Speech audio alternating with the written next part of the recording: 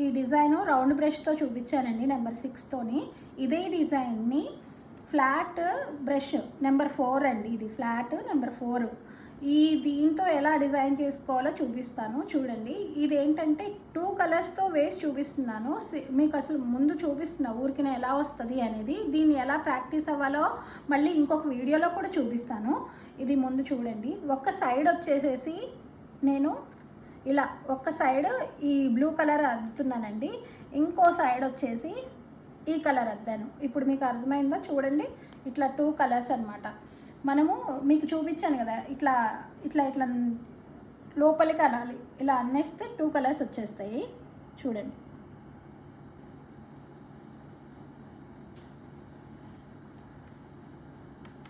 Colour అద్దేటప్పుడు మీరు ఒకే రకంగా అద్దుకోవాలండి. Flower అయ్యేదాకా ఒకే డైరెక్షన్లో వెళ్ళాలి. ఒకే సైడ్ బ్లూ అతికిస్తే బ్లూ, ఇంకోవైపు రెడ్ అతికిస్తే రెడ్, అలానే మనం వెళ్ళాలన్నమాట.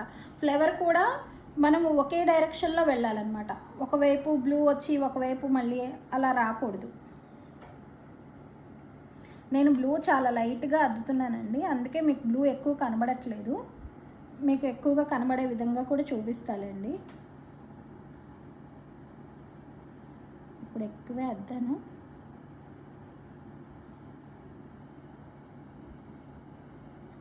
చూడండి, ఈ ఫ్లవర్ చూడండి ఎలా ఉందో, చాలా బాగుంటుంది. ఇది కూడా ఇవి మనం బంతిపూలు అలా వేయడానికి బాగుంటుందండి, చాలా బాగుంటుంది. సింగిల్ కలర్తో వేసినా కూడా చాలా బాగుంటుందండి.